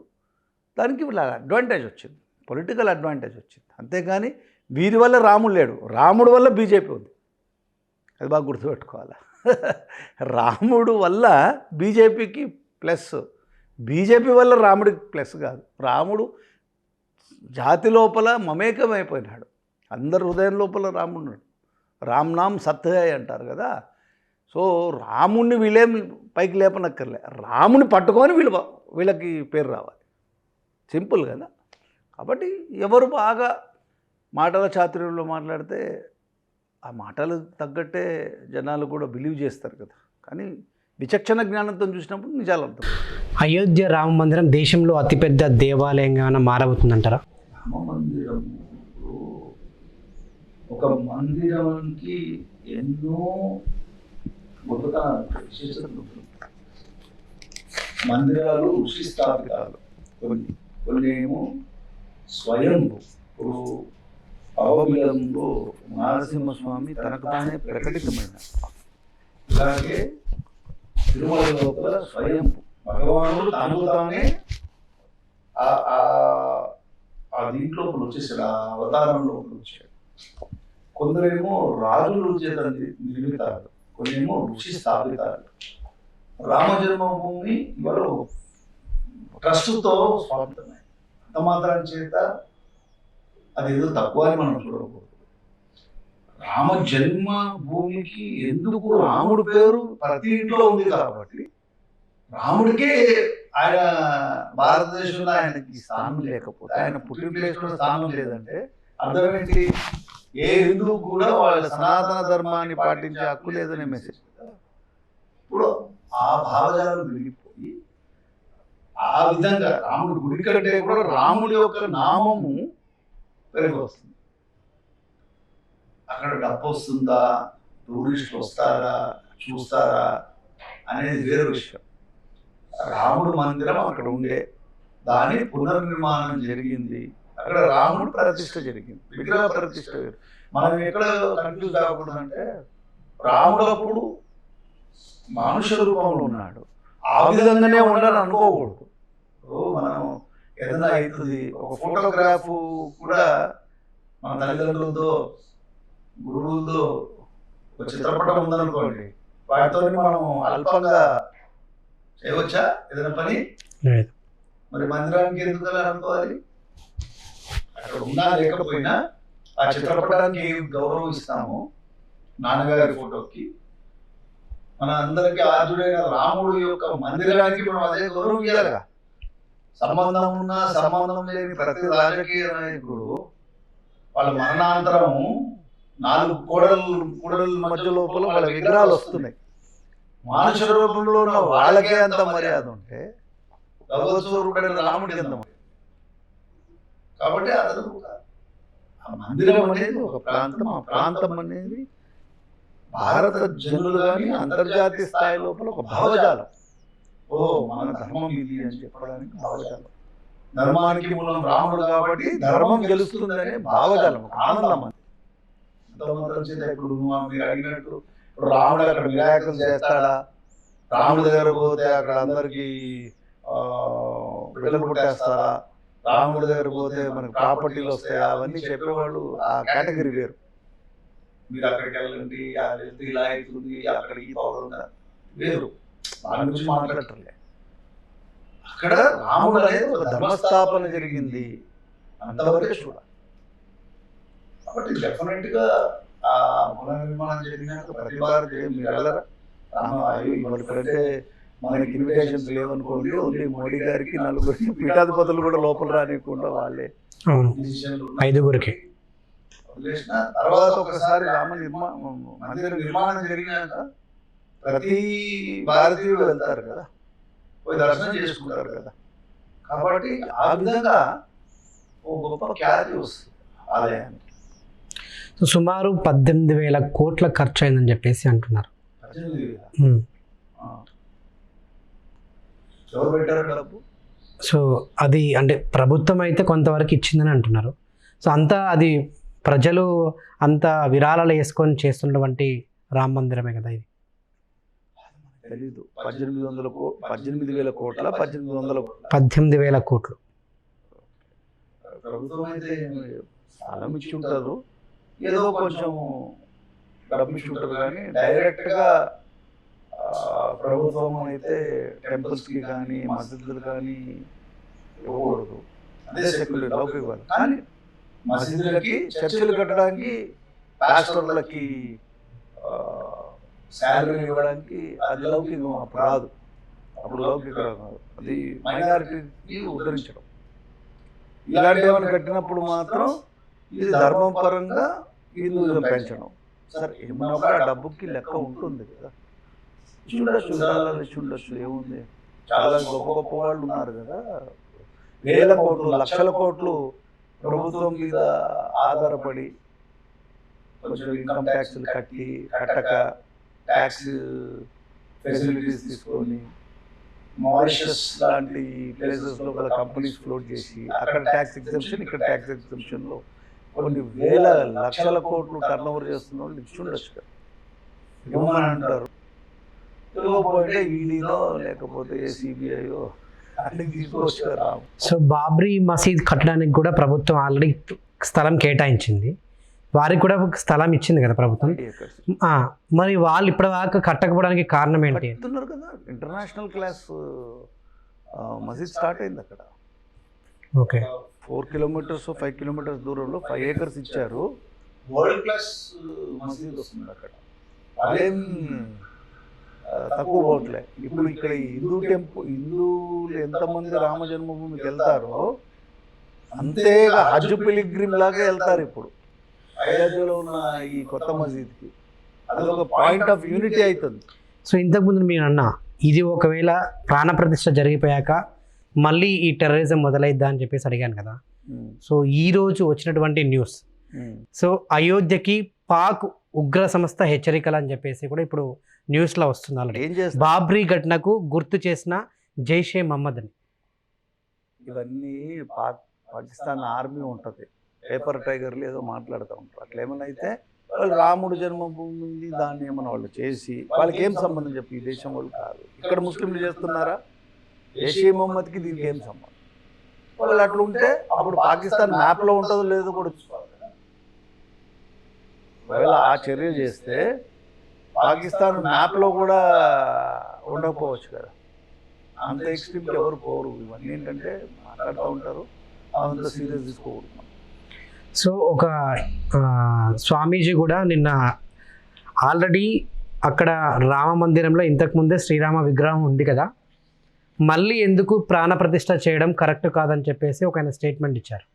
చూడండి, ఇప్పుడు వాళ్ళు ఇచ్చిన వాళ్ళు ఇప్పుడు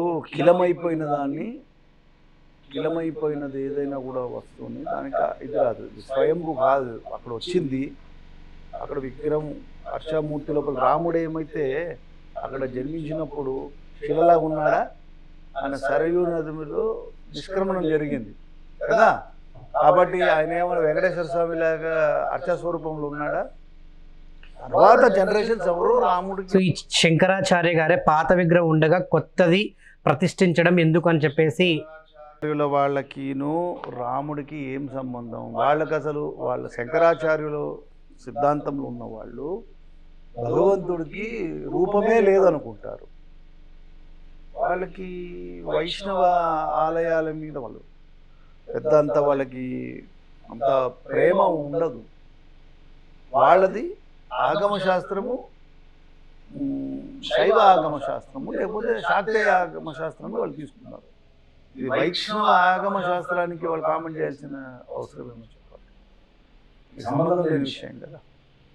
అది ఒకటి ఉన్నా లేకపోయినా మీకు వచ్చిన నష్టం ఏంటి? నేను ఒకరిని అడిగారా మీ ఒపీనియన్? లేదు, రెగ్యులర్గా న్యూస్లో వస్తున్నాయి కదా, చూస్తున్నాం. ఎందుకు మాట్లాడుతున్నారు? ఆల్రెడీ వాళ్ళు స్పందిస్తారు కదా. ఆల్రెడీ గుడి మొత్తం అంటే కంప్లీట్గా పూర్తి కాకుండానే ప్రతిష్ఠ చేయడం ఎందుకు? ఆల్రెడీ అంటే ఆయన చెప్పిన దాని ప్రకారంగా సో పాత విగ్రహం ఉండగా కొత్తది ప్రతిష్ఠించడం ఎందుకు? గుడిని కూడా పూర్తిగా నిర్మాణం కాలే కదా, నిర్మాణం కాకుండానే ప్రాణప్రతిష్ఠ చేయడం ఏంటని కూడా ఆయన క్వశ్చన్ చేస్తున్నాడు. అది మంచి క్వశ్చనే, కానీ ప్రధానమంత్రికిను బీజేపీకి తొందర ఉంది కదా.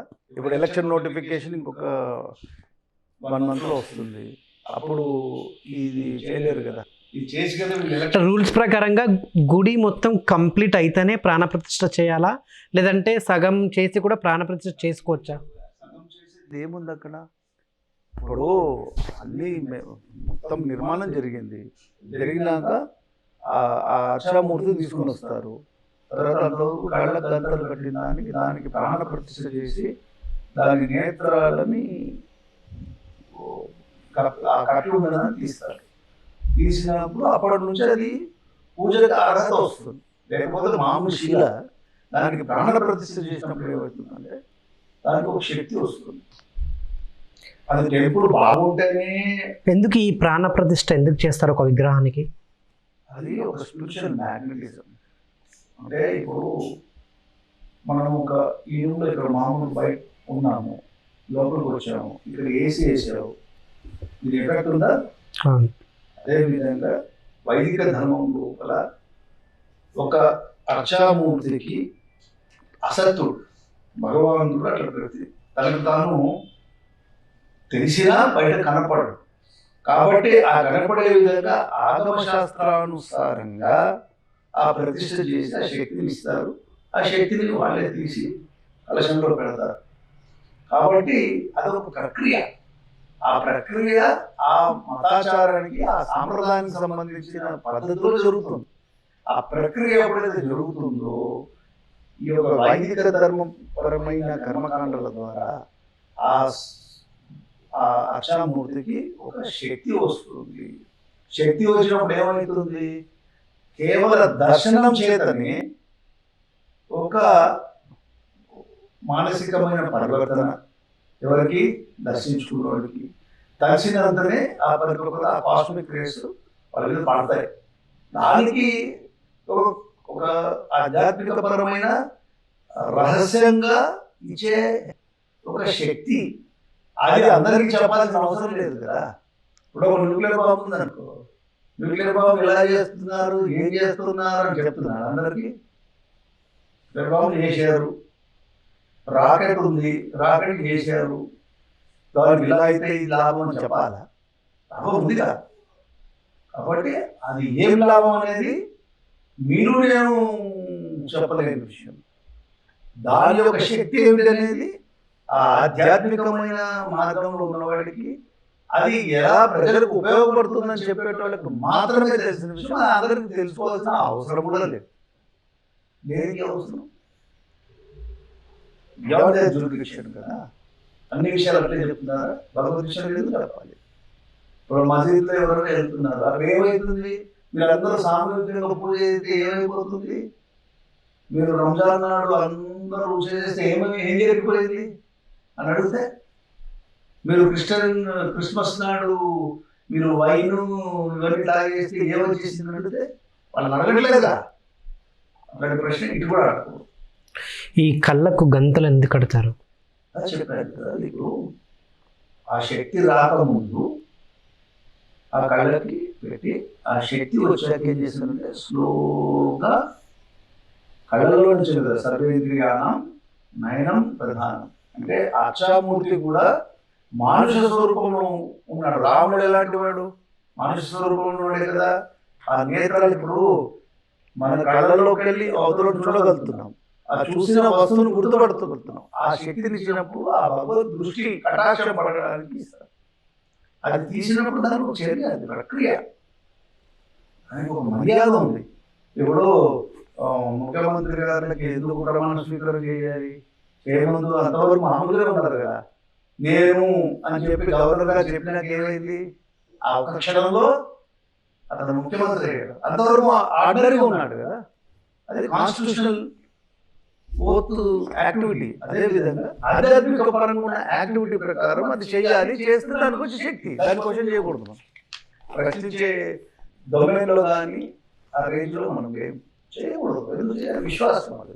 సో అయోధ్యలో రామ మందిరం నిర్మించిన క్రమం నుంచి ఇప్పటివరకు కూడా అక్కడికి అంటే అనేక జీవరాశులు అంటే పక్షి రూపంలో కానివ్వండి, పాములు కానివ్వండి, గుడ్డేలుగులు కానివ్వండి, సో జటవాయువు అని ఇంతకుముందు చూశాను. నిజంగానే వచ్చినాయా నాకైతే తెలియదు. అంటే నార్మల్గా అలా వచ్చి ఉండిపోతున్నాయట అని నేను అదే. ఇప్పుడు మీరు ఇక్కడ ఉన్నారు, అక్కడ ఒక్కొక్కసారి ఏమవుతుందంటే 2 టైప్ ఆఫ్ మీడియా పనిచేస్తుంది. ఒకటేమో ప్రో హిందూ మీడియా అలా వచ్చింది కాబట్టి బల్లుకాలు అంటే జాంబవంతుడు చుట్టాలు వచ్చినట్టు, అవును, ఆంజనేయ స్వామి గాల్లో ఎగిరినట్టు, ఇవన్నీ ఏంటంటే ఒక పక్కన మూఢనమ్మకం అన్నట్టు చెప్తూనే మనం ఒప్పుకున్నాం అనుకో, నెక్స్ట్ మినిట్ చూసే వీళ్ళు రాముడు అప్పుడు వచ్చారా అని చెప్పి నవ్వులు పాలు చేయడానికి చేసే ఒక మీడియా యాక్టివిటీ.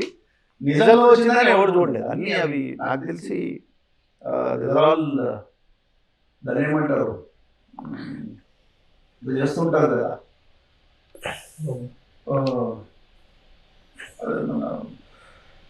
బాహుబలి చిత్రం trolling sir, graphics graphic effect ఉండొచ్చు కదా. పాములు లేదు ఉంటుందా? కదా ఇలా వచ్చేసి ఎదురుగొట్టు వచ్చేది ఏంటి? నిజంగా వచ్చిందంటే దానికి ఆ యూట్యూబ్ లోపల 1,00,000 వ్యూస్ చూస్తారు, 2 సార్లు చూస్తారు, 3వసారి అబద్ధం చెప్తున్నారని చూడడం మానేస్తారు. కానీ ఆ 1,00,000 వ్యూస్ వచ్చినప్పుడు వచ్చిన దాంతో వాళ్ళు పబ్లిక్లోకి వస్తారు. కాబట్టి రాముడు వాడికి అన్నదాతనే, మనం తప్పుగా తీసుకోకూడదు. కానీ అది ఒక టైప్ ఆఫ్ విషయం చూడడం చేయొచ్చు. వాడు నిజమైన భక్తి రసంలో ఉన్నవాడు రాముడిని పెంచేద్దామని ఇవన్నీ వచ్చేసిన చెప్పచ్చు. రాముడు అంటే వ్యతిరేకంలో ఉండి హిందూ పేర్లు పెట్టుకున్నోడు కూడా ఇలా కించపరచడానికి కూడా చేయొచ్చు. మనం నమ్ముతున్నారా? పాములు వచ్చాయి, ఏనుగులు వచ్చాయి నమ్ముతున్నారు మీరు? అంటే మనం అంటే కథలో చూసుకుంటే నాగలోకంకి శ్రీరాముడికి ఒక చరిత్ర ఉందని మాత్రం అందరికి తెలిసింది. వేరే సంగతి. నాగలోకంలో ఒక నాగలోకం వాడు వేసిన ఇంద్రజిత్ వేసిన నాగాస్త్రానికే కదా లక్ష్మణుడు మరణ దశకు వస్తే ఆంజనేయ స్వామి సంజీవి పర్వతం ఎత్తుకుని వచ్చింది. సరే అవన్నీ రామాయణం, అది పక్కన పెట్టండి. మొన్న పాములు వచ్చాయా, మొన్న గరుడు పక్షులు వచ్చాయా, మొన్న ఎలుగుబంట్లు వచ్చాయి. ఎలుగుబంట్లు అంటే జాంబవంతుడికి లింక్ అంటే ఆ రాముడు గుడి జరుగుతుంది. పాములు అంటే జనరల్ గా మనం తిరుగుతూ ఉంటాయి కాబట్టి వస్తూ ఉంటాయి. ఒకటి రెండు గద్దలు వచ్చి అక్కడ అంటే జనరల్ గా గద్దలు తిరుగుతూ ఉంటాయి కదా. గద్దలు ఎందుకు వస్తే పాము ఆహారం కాబట్టి. సో గతంలో దీనికి జటవాయు అనే ఒక పక్షి సీతమ్మ రక్షించు కాబట్టి ఇప్పుడు రామ మందిరం కట్టి మరి కూలగొట్టినప్పుడు కూడా రావాలి కదా అవి. ఇప్పుడు జటాయువు రావణాసుడు ఎత్తుకోబడుతుంటే రావణాసుడిని కొట్టినవాడు మీరు బాకి కూల్ చేస్తున్నప్పుడు కూడా రావాలి కదా. ఇప్పుడు కడుతుంటే వచ్చేస్తారు ఎందుకు? ఇంతవరకు మనం యాక్సెప్ట్ తీసుకోవాలి, లేకపోతే కాసేపు ఎంటర్టైన్మెంట్ అవుతుందని చెప్పి నవ్వుకోవాలి, కానీ సీరియస్గా తీసుకొని దాని గురించి మనం కామెంట్ చేయాలి. సో మీకు ఎంతవరకు తెలుసు ఈ శ్రీరాముడికి నాగలోకంకి ఉన్న సంబంధం? ఏముంది నాగలోకానికి శ్రీరాముడికి? ఒక నాగాస్త్రము వేసాడు, ఎవరు ఇంద్రజిత్ వేస్తే కింద పడిపోయాడు. లక్ష్మణుడు రాముడు కూడా ముంచిన్నాడు. ఆ టైంలో రాముడు కొంచెం అన్కాన్షియస్ స్టేట్లో ఉన్నాడు, లక్ష్మణుడు అయితే ఆల్మోస్ట్ మరణించినాడు. అప్పుడు మృత సంజీవిని విద్య ఏదైతే ఆ సంజీవిని ఉంది కదా మూలిక, అది అక్కడ ఉందని చెప్పినవాడు వాళ్ళ వైద్యులు జాంబవంతుడు ఇత్యాది గొప్ప గొప్ప వైద్యులు ఉన్నారు. వాళ్ళు చెప్తే ఆంజనేయ స్వామి అక్కడ వెళ్ళాడు, హిమాలయాలు తీసుకొని వచ్చారు. కాబట్టి ఆ అస్త్రాల నుంచి వచ్చే లింక్ ఒకటే కనిపిస్తుంది. కానీ రాముడే కృష్ణుడిలాగా కాలింది మర్దనాలు, కాలింది సర్పం మీద వాడు అవన్నీ చేయలేదే. రాముడు చాలా ప్లెయిన్గా నార్మల్ మనిషిలాగా ఉన్నాడు. అతను ఎటువంటి మిరాకిల్స్ చేయలేదు. అలా మిరాకిల్స్ చేయకపోవడమే గొప్ప విషయం. సాధారణ మానవుడిలాగా వచ్చాడు, ధర్మాన్ని ప్రకటించాడు, వెళ్ళిపోయాడు. కృష్ణుడిలాగా మిరాకిల్స్ చేయలేదు. కాబట్టి మనం ఎక్కువ ఊహించుకున్న రాముడిని, అతని ఉనికిని మిరాకిల్స్ ఆపాదించి మనం అతని విధ్వంసం, అతని యొక్క గొప్పతనాన్ని తగ్గించకూడదు. ఈ తక్షక్ నాగ్ వాసుకి అదే అంటే ముగ్గురు అన్నదమ్ములు ఉంటారు కదా, అండ్ ఇంకొక అతని పేరు శ్రీ విష్ణుమూర్తి కింద పాన్పులాగా ఆదిశేషుడు. సో వీటికి రామాయణకి సంబంధం ఏంటని నాకు తెలిసినైతే నేను రామాయణంలో నాకేం కనపడలేదు. తక్షకుడు అదంతా కూడా మహాభారతంలో వస్తుంది. జన్మేజయుడు కాగ్బాసుండి అక్కడ కాగ్బాసుండి జన్మేజయుడు తండ్రి అయిన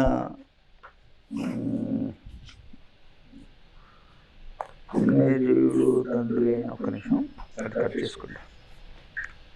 పరీక్షిత్ మహారాజు అతని శాపం ఉంది, తక్షకుడు ద్వారా అతను మరణిస్తాడు అని.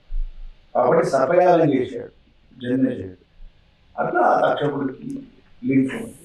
అలాగే నాగాస్త్రాన్ని సంపాదించాడు కర్ణుడు, ప్రయోగం చేస్తే కృష్ణుడు అని అంటాడు. నాగలోకానికి ఉనుచి అర్జునుడి యొక్క ఉనుపి ఉనుచి.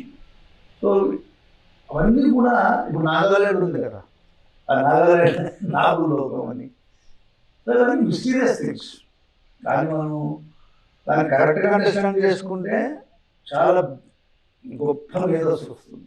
ఈ కాకబాసుండికి కూడా ఆయనకు మరణం లేదని చెప్పేసి ఒక వరం ఇస్తాడట శ్రీరాముడు. కాకబాసుండి అనేది హిమాలయ లోపల ఉన్న ఒక గొప్ప ఋషి పరంపర చెందిన అతడు. సృష్టి మొదలు నుంచి సృష్టి విలీనాలు అవన్నీ చూస్తున్నారు అని చెప్పి యోగ శాస్త్రంలో చెప్తున్నారు.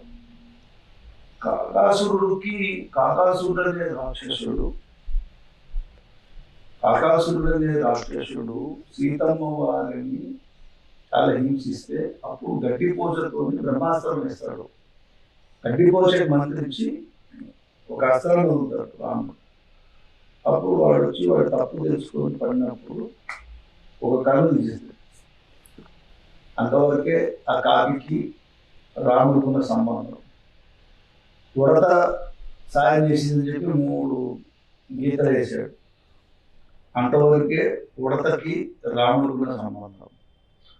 శబరి ఎంగిలి పండ్లు పెడితే భుజించాడు. అంతవరకే ఆ శబరికి రాముడుకున్న సంబంధం. ఆంజనేయుడు ఎప్పుడైతే సీతమ్మని ఉన్నారో, చూసి తినే సీతనున్నాడు, అతడు వాన రూపంలో ఉన్నా కూడా కౌగిలించుకున్నాడు. అది రాముడికి ఆంజనేయుడికి ఉన్న సంబంధం. జాంబవంతుడు కోరాడు రాముడితో యుద్ధం చేయాలని, ఎందుకంటే ఆయన బాణదాటిని చూసి.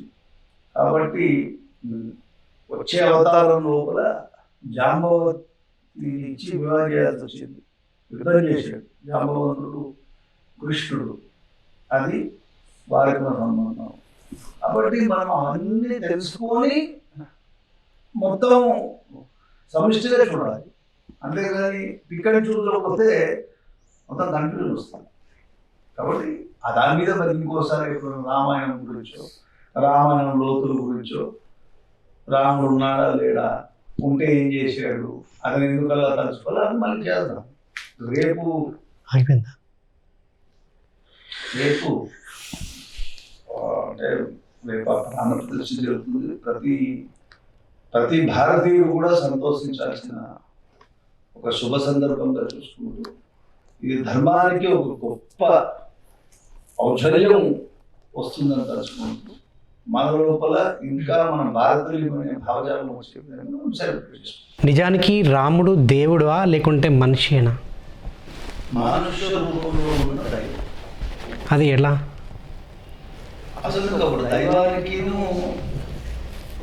మనుషుడికి తేడా తెలియాలి కదా. దైవీ గుణాలను ఉంటాయి, మనుష్య గుణాలు ఉంటాయి, అసురీ గుణాలను ఉంటాయి. అంటే తమస గుణంలో ఉన్నవాడందరూ కూడా వాడు పైశాచికంగా రాక్షసత్వంలో ఉంటాడు.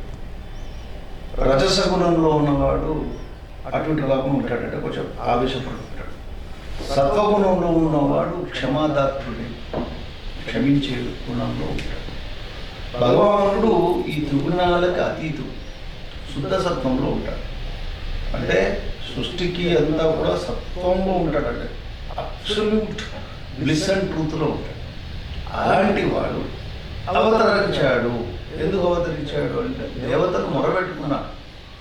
రాక్షసుడైన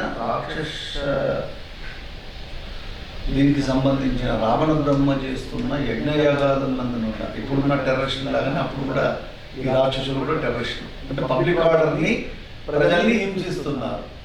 యజ్ఞయాగాలు చేస్తే నీకు వచ్చిన నష్టం ఏంటి? వాళ్ళు ఏదో ఋషులయ్యి వాళ్ళు ఒక యజ్ఞం చేసి ఆ యజ్ఞంలో వచ్చిన ఆ హఫీసు వల్ల ఒక గొప్ప యాక్టివిటీ జరిగి ఆ యాక్టివిటీ వల్ల వర్షం వచ్చేది. సైన్స్ చెప్తుంది. క్లౌడ్ బస్టింగ్ అని ఏదో వీళ్ళు ట్రై చేశారు. దానికి అంత జ్ఞానం ఉండాలి కదా. వాళ్ళందరూ కూడా ఒక విశ్వమానవ చైతన్యం గురించి, ఒక విశ్వానికి రక్షకులై రుజువులు చేస్తూ ఉంటే, స్వాగతంతో ఉన్నవాడు చేసే పనులకి ఎవరో ఒకరు కారణజన్ముడు కావాలి. ఆ కారణజన్ముడే రాముడు వచ్చాడు. వచ్చినప్పుడు మనుష్య రూపంలోనే ఉన్నాడు. కానీ అతడు పరమాత్మ అనేది మనకి కొన్ని హింసలో తెలుస్తుంది. ఎప్పుడైతే అస్త్రాలు శస్త్రాలన్నీ కూడా విశ్వామిత్రుడు రామచంద్రమూర్తి ఇచ్చాడో, ఆ అస్త్రశస్త్రాలన్నీ కూడా రాముడికి నమస్కరించాయి. ఎవరు నమస్కరించాలి? రాముడు వాటికి నమస్కరించాడు. అవి నమస్కరించి ఆయన అంబుల పదిలోకి వెళ్ళాడు. అంటే వీటికన్నిటికీ అతీతుడు అనేది మనకి ఒక నిదర్శనం. ఎప్పుడైతే సముద్రాన్ని దాటాలనుకున్నాడో రాముడు, సముద్రం ఎప్పుడైతే వెళ్ళడానికి స్థానం ఇవ్వలేదు, అప్పుడు దర్భశయనం ముద్రలో ఉన్నాడు ఇలా పడుకొని రంగనాథుడులా. అప్పుడు వేసి ఒక బాణం తీసి సముద్రుడి మీదకి వెళ్ళాడు. సముద్రుడు వచ్చాయా, నన్ను ఏమీ అనుకోవద్దు, నాకు కొన్ని సమస్యలు ఉన్నాయి, అందుకని నేను రాలేకపోయినానంటే ఇప్పుడు దారి వదులు అంటాడు.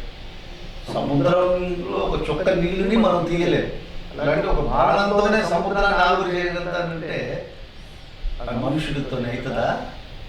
కాబట్టి ఇప్పుడు దైవాంశ సంభూతుడు కదా.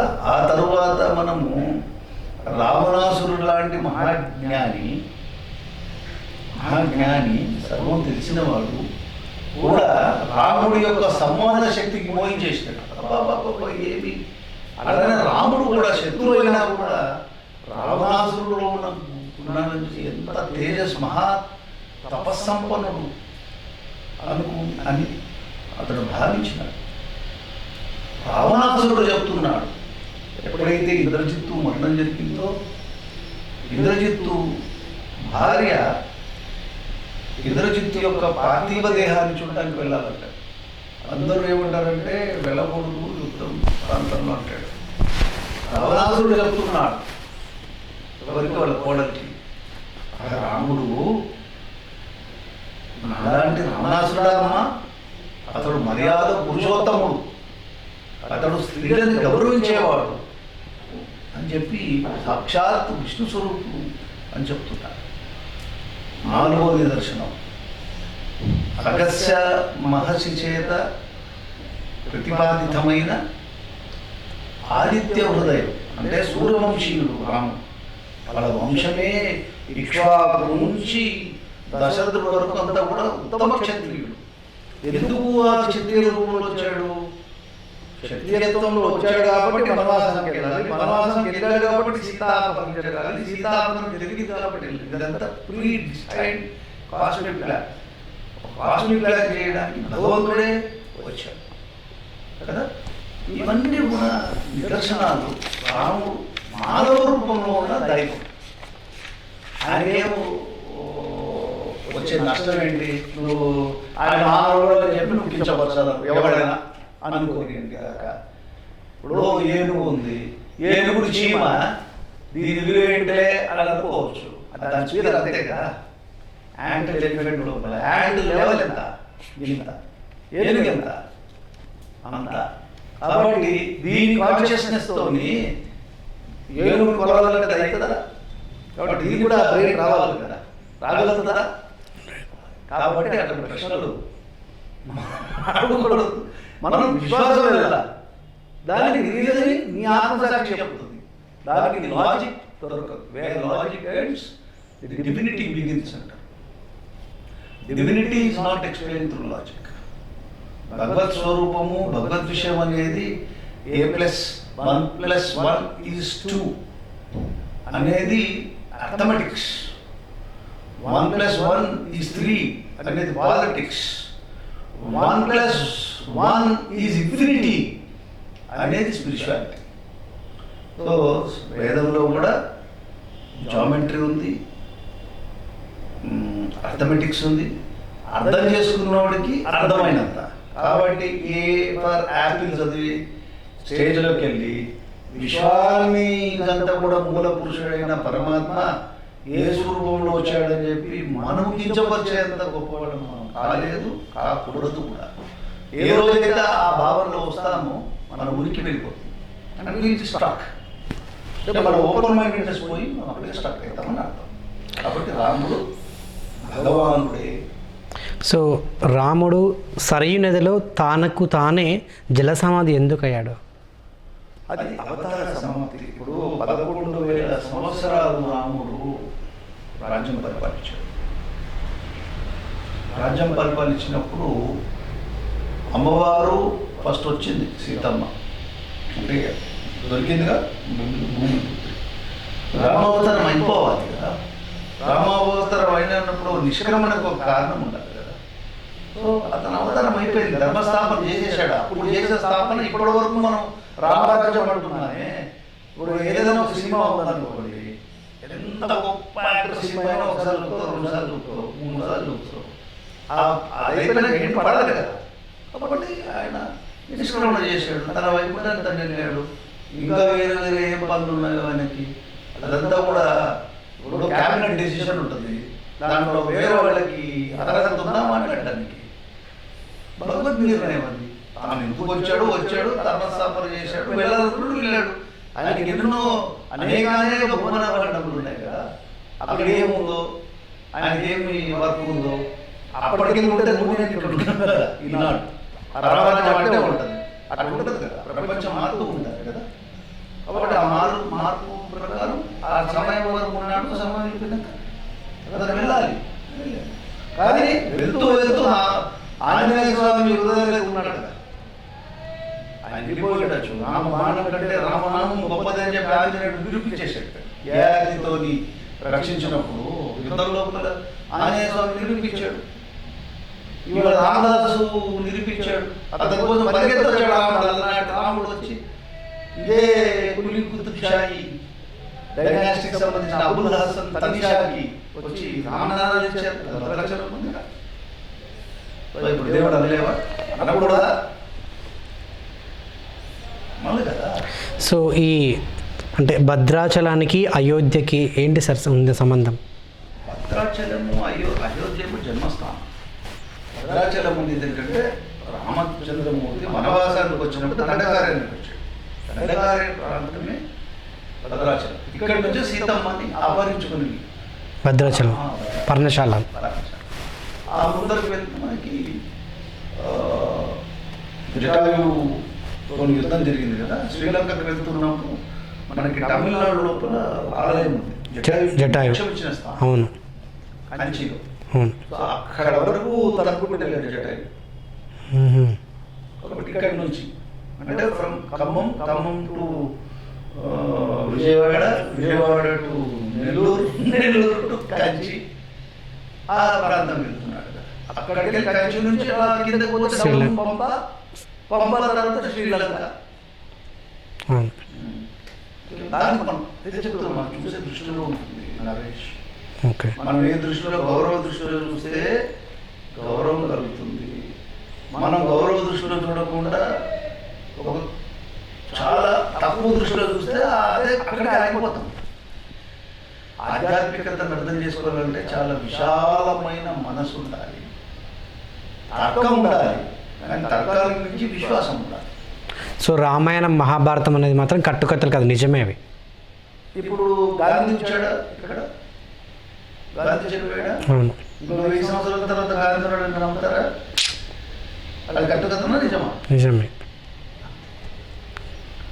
పుస్తక రూపేణ ఉన్నదన్నీ నిజమని కాదు, లౌకికంగా మౌఖికంగా వచ్చింది ఓరల్ ట్రెడిషన్లో ఏదైతే ఉందో అదే సత్యం. ఇప్పుడు కలియుగం అని, ఇప్పుడు త్రేతాయుగం అని, ఒక యుగానికి ఎన్ని వందల సంవత్సరాలు ఉంటాయి సార్? ఇందాక చెప్పా, ఫస్ట్లోనే చెప్పా. కలియుగానికి 4,32,000, దానికి డబుల్ ద్వాపరం. కలియుగానికి త్రిబుల్ త్రేతాయుగం, త్రేతాయుగానికి 4 times కృతయుగం. ఇట్లాంటి ఎన్నెన్నో లక్షల సంవత్సరాలు. అందుకనే మనకి హిస్టరీలో మనం పట్టలేము ఈ సృష్టి ఎప్పుడు స్టార్ట్ అయిందని. అదే ఇప్పుడు బిగ్ బ్యాంగ్ థియరీ కూడా చెప్తుంది.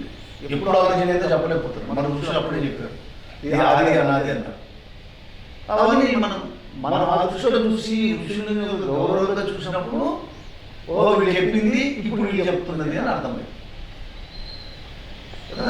గ్రావిటేషనల్ ఫోర్స్ గురించి చెప్పారు మా ఋషులు, వైద్యం గురించి చెప్పారు. వాళ్ళేమో ఋషులు కాబట్టి గడ్డలు మీసాలు పెట్టుకున్నారు, వీళ్ళంతా వేస్ట్, టై సూట్ వేసుకొని ఏదో ఒక ల్యాబొరేటరీలో కూర్చున్నాడే చాలా గొప్పవాడు అని చెప్పి మన మానసిక హీనస్థితి, ఆ యాటిట్యూడ్ మారినాడు ఈ దేశం. ఇప్పుడు ప్రస్తుతం కలియుగంలో ఉన్నాం. ఇది ఎన్ని వందల సంవత్సరాలు? కృష్ణుడి నిర్మాణం జరిగాక కలిగి ఎంటర్ అయింది. ఇది ఎన్ని వందల సంవత్సరాలు ఉంటుంది సార్? ఇంకా 4,25,26,00,000 సంవత్సరాలు ఉంది ఇంకా. 4 కోట్ల. చాలా పెద్ద స్టోరీ అది. అందుకని మనం టైంలో మన ప్రతి ఒడు పూర్వజన్మలు పుణ్యాలు ఇవన్నీ ఆ టైంలో పుడుతుంటాం, మళ్ళీ చదువుతుంటాం, మళ్ళీ పుడుతుంటాం. సో ఈ బాడీలో వస్తాము, ఈ బాడీలోకి వెళ్ళిపోతాం కదా. ఈ బాడీలోకి వెళ్ళి వెళ్తూ వెళ్తూ వెళ్తూ వెళ్తూ లేనిపోని కర్మలు తీసుకోకుండా క్లీన్ చెప్పిపోయినప్పుడు మనకి మళ్ళీ జన్మ రాకుండా భగవంతుడి దగ్గరికి వెళ్తాం. దాని గురించి ఆయన మాట్లాడుతున్నాడు, ఆయన దగ్గరికి మనం మాట్లాడుతున్నాం. ఆయన అన్ని ఆప్షన్స్ ఇస్తున్నాడు. Option number 1, 2, 3. మనం ఏం చేస్తున్నామంటే మనం తెలివితేటలతో పిచ్చాటలు ఆడుతున్నాం అగైన్స్ ది రూల్స్. సో ఇట్లా పుడతా ఉంటాం, చీమలాగను దోమలాగను కర్మదారు. కాబట్టి మీరు ఈవెన్ బుద్ధుడి యొక్క బోధిసత్వ టెన్స్ కూడా చూస్తే వాడి పూర్వజన్మ స్మృతి ఉంటుంది చూడండి, జాతక టెన్స్ చూడండి. సో ఎవరైనా ఏదైనా కావచ్చు, చెట్టు నుంచి మనిషి కావచ్చు, మనిషి నుంచి చెట్టు కావచ్చు. ఎవరేమంటున్నారు, డైనాసరస్ ఎగ్స్ మనకు కనిపించినాయి. డైనాసరస్ మౌంటైన్స్ కూడా ఋషులు పెద్ద పెద్ద ఆకారంలో ఉన్న వాళ్ళు కూడా ఇది అయిపోయినారు అంటారు. దానికి ఏంటంటే మనకు ఒక మెచ్యూర్డ్ లెవెల్లో ఆలోచించినప్పుడు సైన్స్ కనిపిస్తుంది. సైన్స్ ద్వారా నువ్వు దాన్ని అందుకోయి, దాన్ని బిలీవ్ చేస్తూ డీకోడ్ చేస్తే సైన్స్ ఈజీ అయిపోతుంది. సైన్స్తో నువ్వు స్పిరిచువాలిటీ అర్థం చేసుకోవాలంటే రెండు దారులు వేరు కదా. సైన్స్ ఏమో భూమిలో చూస్తుంది, స్పిరిచువాలిటీ ఆకాశంలో చూస్తుంది. ఎట్లా పడతావు? నీ దారి అయినప్పుడు పైన దారి ఎలా పట్టుకుంటావు, ఎలా తెలుసుకుంటావు? Okay, hello. Okay sir, thank you so much. So నువ్వు వచ్చిపోయావా, నేను వచ్చిపోయాను? లేదు చూద్దాం. Yeah, thank you sir.